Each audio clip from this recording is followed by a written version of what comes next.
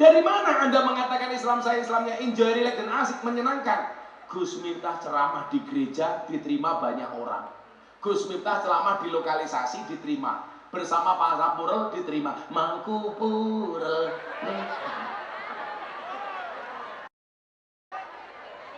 Bapak Ibu kaum muslimin wal muslimat, warga masyarakat Jepara rahimakumullah. Beli semangka bagule perawan, perawannya ayu bokonge lemu. Hai orang Jepara yang cantik dan tampan, izinkan aku mengucapkan I love you.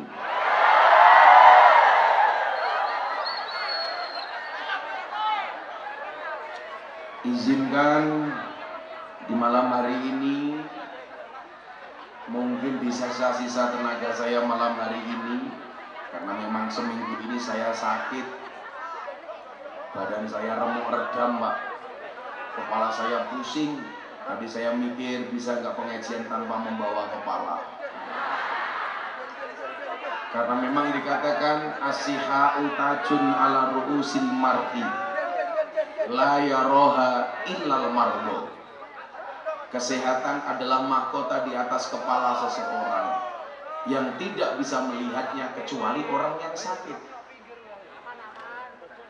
Hampir setiap kali saya sakit tidak dirasa. Puncaknya hari Jumat minggu lalu, saya diminta oleh dokter, Gus, mbok jenengan istirahat. Badannya ini sudah terlalu remuk. Tapi bagaimana kemudian saya memutuskan untuk istirahat, sementara sekian banyak tempat yang harus saya kunjungi, termasuk di Batu Alit malam hari ini. Angel menerima. Batu itu apa? Ya batu dong. Maka atas izin Allah, saya nekatkan, saya bulatkan tekad, walaupun badan saya tidak sehat, saya tetap berangkat. Mudah-mudahan pulang pengajian bisa jadi obat. Amin Allahumma amin. Disitulah kemudian kenapa kemudian kita selalu saja diingatkan ijhad wala taksal fan nadamatu limayyatakasal. Bersungguh-sungguhlah dan janganlah kamu bermalas-malasan, dan janganlah kamu ngerokok di depan panggung sambil jalan orang ngawaki. Bersungguh-sungguh dan jangan bermalas-malas. Fan nadamah, maka penyesalan bagi orang-orang yang hanya mau bermalas-malasan. Maka atas izin Allah, saya bisa sowan Bapak Ibu malam hari ini, yang saya yakin sudah menunggu dari sore, tapi malam hari ini terasa bahagia karena ketemu dengan Kiai Idola. Kamu nanya, saya yakin semua yang hadir insya Allah dijaga imannya oleh Allah. Di mana ada iman, di situ pasti ada cinta. Di mana ada cinta, di situ ada kasih sayang. Di mana ada kasih sayang, di situ ada maaf. Dan di mana ada maaf, di situ pasti ada keindahan. Maka keindahan malam hari ini karena berangkat dari keimanan yang melahirkan cinta. Malam hari ini kita sama-sama hadir karena jatuh cinta dengan sang baginda. Ingat, jatuh cinta itu harus bahagia. Kenapa? Karena kalau gelisah namanya jatuh tempo. Nah, Bapak Ibu yang saya muliakan, mungkin satu malam hari ini satu hadis yang pengen membuat saya refleksi untuk kita semuanya. Bagaimana kemudian kita diingatkan, bagaimana Nabi Muhammad seorang sosok yang mulia, yang suci, yang dikatakan maksum, terbebas dari perbuatan dosa, pasti masuk surga, mustahil masuk neraka. Itu Nabi Muhammad. Kenapa? Karena Nabi Muhammad maksum, sementara kita mesum. Satu hadis yang ingin saya sampaikan Bapak Ibu, bagaimana hadis ini menggambarkan orang yang awalnya baik tapi akhirnya masuk neraka. Di satu sisi digambarkan orang yang awalnya buruk tapi akhirnya masuk surga.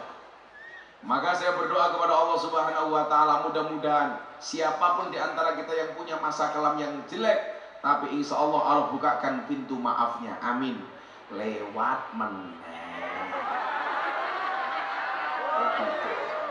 Wong ini kok nyantai banget tuh wirawi. Apa? Emangnya kalau panitia bebas gitu? Kok ketingan?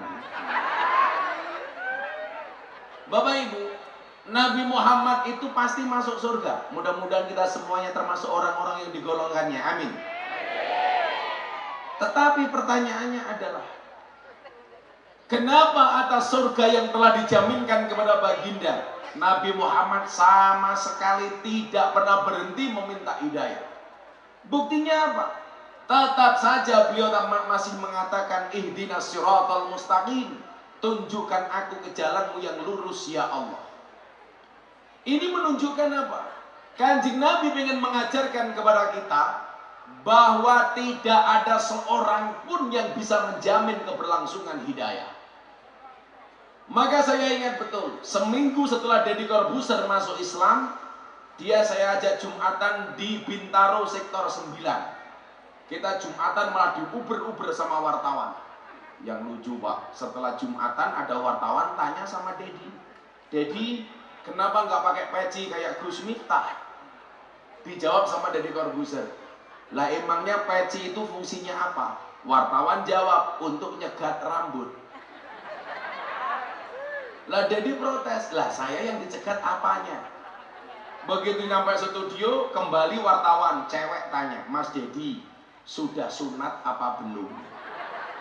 Akhirnya wartawan tanya sama saya, Gus tolong tanyakan ke Mas Deddy sudah sunat apa belum? Sampai studio akhirnya Deddy saya tanya, bro ada pertanyaan dari wartawan, kamu sudah sunat apa belum? Deddy bilang sama saya, masa kamu nggak percaya? Kalau aku sih percaya, tapi mbak-mbak Jepara itu tidak percaya.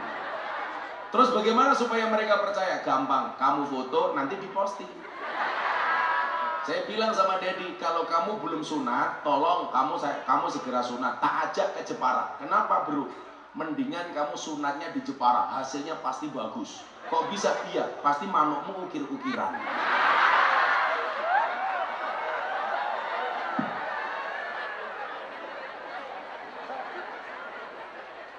Apa manukmu ukir-ukiran dan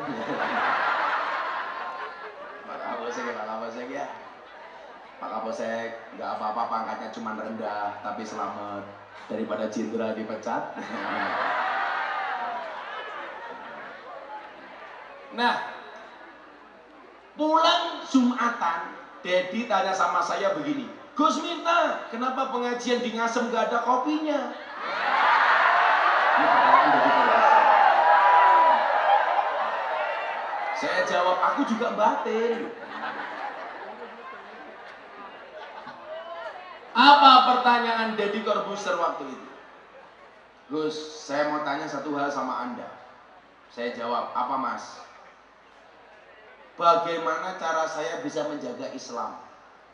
Bagaimana cara saya bisa menjaga iman? Saya kaget. Ini masuk Islam baru seminggu, kenapa kamu tanya bagaimana cara menjaga Islam? Saya tanya, kenapa kamu tanya seperti itu? Dia jawab, bro, tadi kan kita Jumatan, khotibnya bilang, janganlah kamu mati kecuali dalam keadaan Islam. Janganlah kamu mati kecuali dalam keadaan iman.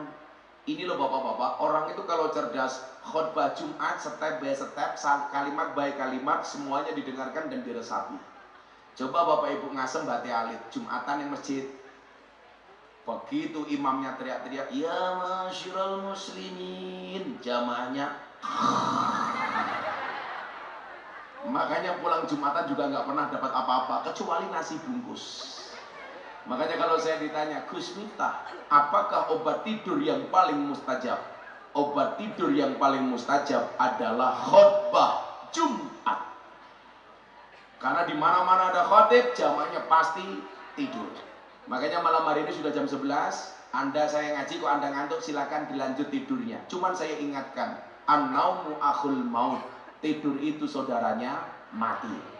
Makanya kalau saya ngaji dengan tidur berarti pengen cepat-cepat mati. Turu apa penduk? Turu. Gedang dulu dok, mateng sak cengkeh. Sopo sing ngantuk lambene duwe. Gedang dulu dok, timbangan ular. Wong sing ngantuk, cangkeme mangaplan ngiler. Tapi memang lak ngrungokke pengajian iki ngantuk lho, Pak. Kowe ora ngantuk to? Oh, polisi kok ngantuk gebuk wong. Pokoknya polisi melu ngaji insyaallah selamat. Amin. Jenenge Pak Teguh. Pak apa sih? Ya, muka-muka mulai kok ini pangkatnya jadi AKP, Ajun Komisaris Polisi. Kalau Gus Miftah AKBP, aku kiainya Bapak Polisi. Muka-muka Pak Teguh panjang umur ya. Jadi wong tak donya mati Pak Teguh urip dulu. Kopi ini rong teko. Goblok panitiane iki kan.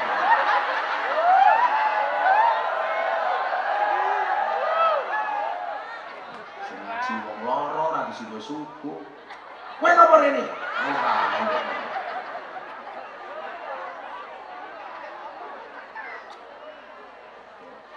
Monggo nang tunjuk ndak? Dretek nih ya. Biasa aja kali. Isih kuwi lho.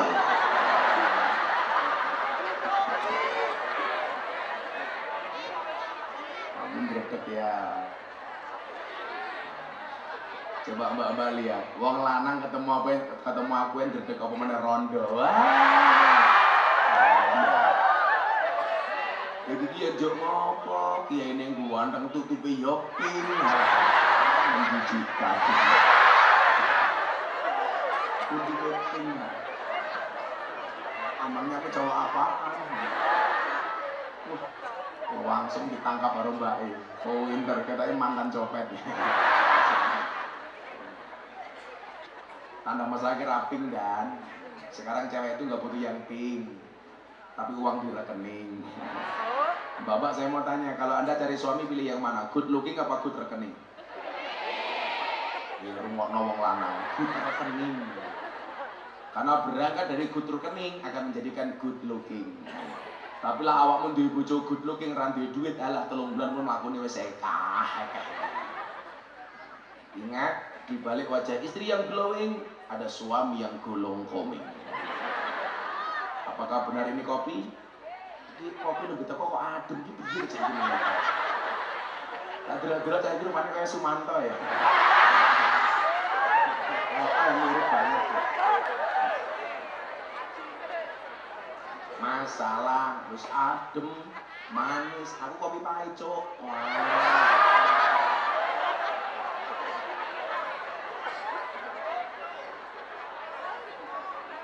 Ganti kono.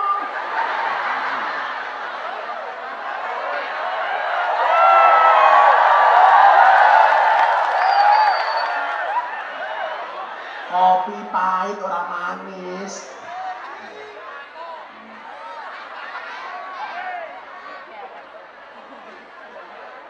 Mbak-mbak tahu kenapa kopi itu pahit? Karena manisnya kamu habiskan.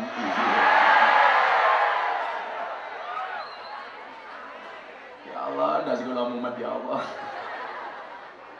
Sallallahu Nabi Muhammad.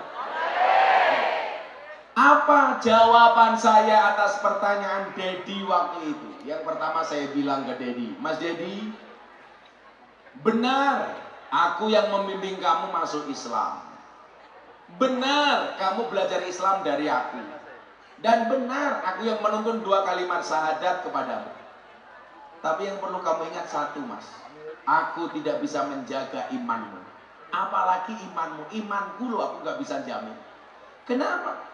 Karena Allah selain memberikan hidayah iman dan Islam, Allah juga memberikan musuh. Apa musuhnya? Setan. Innahu lakum aduwwum mubin. Sesungguhnya setan itu adalah musuh kamu yang paling nyata. Mohon maaf Bapak Ibu, gak ada jaminan seseorang yang hidup dalam keadaan Islam matinya pasti dalam keadaan Islam. Anda jangan sombong, Gus, saya tiap hari sudah pengajian kayak Gus Miftah. Gak ada yang jamin.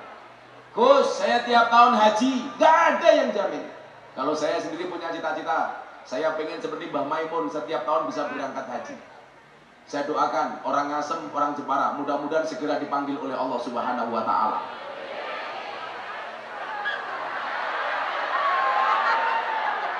Lawan cangkem kurung rampung gue wis amin kok. Segera dipanggil oleh Allah Ta'ala untuk haji dan umroh. Bisa jidan? Tak dungake cepet gak? Caranya gampang. Duit-duit 100.000 apa ora? Pak polisi tabung ning bank. Buku tabungan haji. Begitu Pak Teguh bayar 100.000, gua dapat buku tabungan haji, warnanya hijau, gambarnya unta, ada tulisannya labbaik Allahumma labbaik. Kan lumayan dan bayar 100.000 nyawang gambar unta. Itu kenalan ya ragu ya. Sekarang ONH berapa dan 40 juta.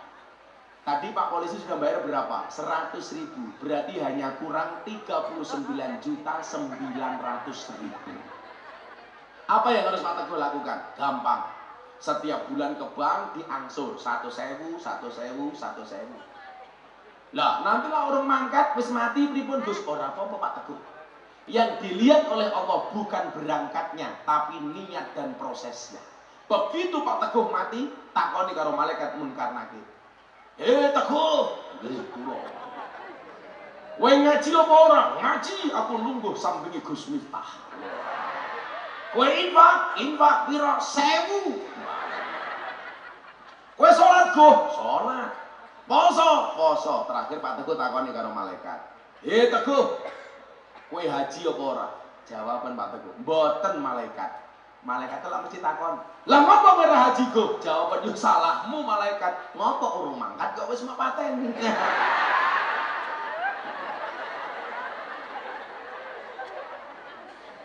Paling malaikatnya misuh, Teguh diancuk ngono. Kamu haji berulang kali, enggak jaminan. Anak-anak hadro umpamanya. Mana cangkeme ya Allah. Ini ngotot ngaji kok malah ceplak. Iki yo ngono le mangan kok yo kuru lho iki.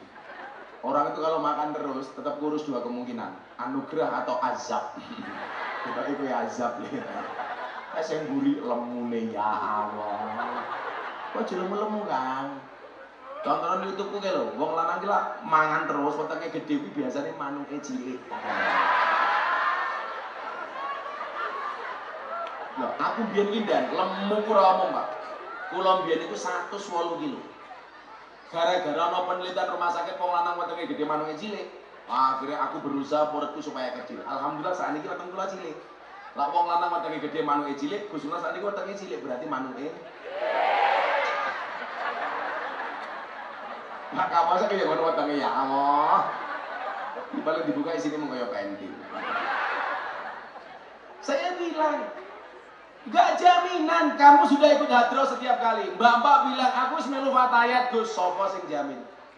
Bahkan Nabi Muhammad sendiri tidak bisa menjamin. Maka saya bilang sama Dedi, setan itu tidak mencuri rumahmu. Setan itu tidak mencuri depositomu.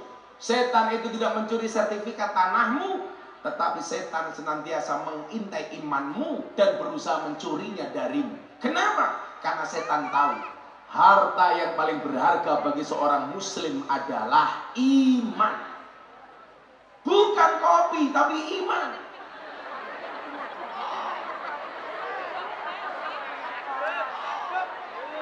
Dan ternyata nggak ada tutupnya.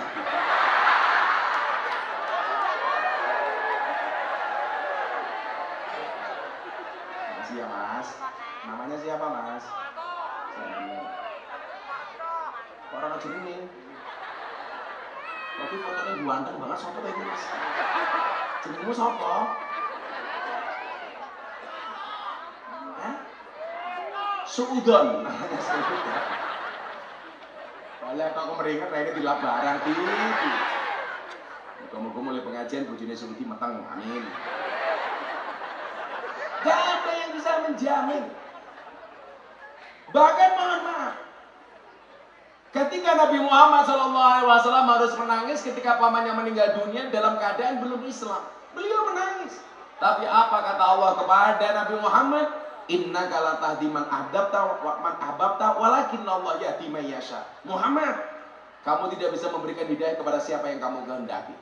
Makanya orang-orang bilang begini, Gus Miftah hebat ya. Kenapa? Sampai hari ini sudah mengislamkan orang 230 orang. Orang bilang begini, Gus Miftah hebat. Oh, Anda salah. Saya hanya wasilah. Hari ini banyak orang datang ke pondok minta saya islamkan. Saya kemarin mohon maaf, ada acara di Jakarta, tahu-tahu orangnya datang minta disahadatkan. Saya di atas panggung, orang datang, Gus saya minta disahadatkan. Saya di acara TV, orang datang minta disahadatkan. Saya bilang, itu karena Allah sudah kasih hidayah. Kalau Allah tidak kasih hidayah, nggak mungkin. Dulu ada DJ keren Pak, cantik bentuknya, badannya pokoknya Isuzu pantat. Ini sungguh-sungguh pantatnya bikin gemeter. Ini kalau sedang nge-DJ Pak, cuma kotangan sama sempakan tok. Namanya DJ Katy Butterfly, cewek Thailand. Saya ketemu di klub malam di Bali. Untungnya ketika saya lihat saya pakai kacamata hitam, sehingga mata saya melotot tidak kelihatan. Luar biasanya apa? Saya pengajian sama anak-anak klub malam, dia dengar seneng. Pulang dengar adzan subuh, dia bahagia. Ketemu saya, Ustadz, saya kemarin pulang ke rumah, pagi-pagi ada suara dari masjid, kok saya nyaman? Mbak, itu namanya suara adzan. Setelah konsultasi beberapa kali, dia masuk Islam. Kenapa? Karena Allah tetapkan Islam kepada dia. Tahun 2021 setelah saya ceramah di gereja Jakarta Utara, ada seseorang yang telah murtad 11 tahun. Namanya Nania Yusuf Idol. Ini Indonesian Idol seangkatan dengan Judika. Tahun 2009 dia murtad. Ketemu saya tahun 2021. 2 bulan kemudian dia nyari saya. Bah, saya pengen kembali kepada Islam. Padahal dia sudah bersumpah, bapak ibu saya harus seperti saya akan melayani Yesus. Anda tahu, ketemu saya, dia akhirnya kembali kepada Islam. Saya bilang, bukan kok saya yang hebat, tetapi karena Allah menetapkan hidayah Islam kepada dia. Saya ceramah di gereja tahun 2021. Satu keluarga dari Belanda ateis. Dia telepon saya, Gus, I will to be a Muslim. Why? Saya tanya, do you know about Islam? No, I don't know about Islam. What is your religion? Before I am Christian and now atheist. Saya tanya, kamu paham apa kok domblong gitu? Ngomong. Kamu domblong. Bahasa Inggris gampang do. Buku bahasa Inggrisnya buku tipe ketemu. Jam tangan bahasa Inggrisnya apa enggak? Clock. Jam tangan rusak o'clock. Kucing bahasa Inggrisnya cat. Kucing sikile papat cat bien. Cat bien kucing sikile papat, Cah. Apakah Saudi berhasil membuatkan kopi pahit? Subhanallah, sangit.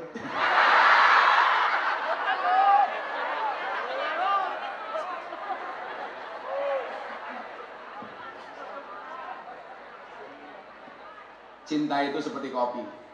Karena apa? Cinta itu soal rasa, bukan kata. Dan saya selalu mencintai kopi. Pahit sih, tapi banyak yang mencintai. Sopo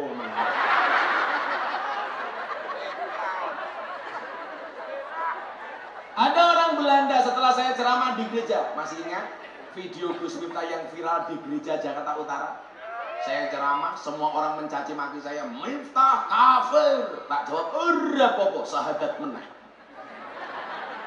Orang Belanda telepon saya, Gus, izinkan saya masuk Islam. Saya tanya, Bapak agamanya apa? Before I am Christian, dulu saya orang Kristen, and now atheist. Sekarang saya menjadi orang ateis. Saya tanya, kenapa Anda menjadi orang ateis? Because God is nothing. Karena Tuhan itu nggak pernah ada menurut dia. Religion is fiction. Agama itu cuma fiksi. We are believe in science, not in God. Kami lebih percaya dengan ilmu pengetahuan, tidak percaya dengan agama dan Tuhan. Coba Anda lihat. Terus kemudian, Anda pengen masuk Islam? Saya tanya, iya. Do you know about Islam? Apakah Anda tahu Islam itu apa? No, I don't know about Islam. Saya tidak tahu Islam itu apa. Saya bilang, if you don't know about Islam, why you will to be a Muslim? Kalau Anda tidak tahu Islam, kenapa Anda ingin jadi orang Islam? Apa jawaban dia? Mas Ansor ingat. Dia bilang apa sama saya? Because your Islam is enjoy, relax, and happy. Karena Islam Anda itu Islam yang enjoy, relax, dan menyenangkan. Alasan itulah saya pengen masuk Islam. Saya tanya lagi, dari mana Anda mengatakan Islam saya Islamnya enjoy, relax, dan asik, menyenangkan? Gus Miftah ceramah di gereja diterima banyak orang. Gus Miftah ceramah di lokalisasi diterima, bersama para purel diterima. Mangku purel.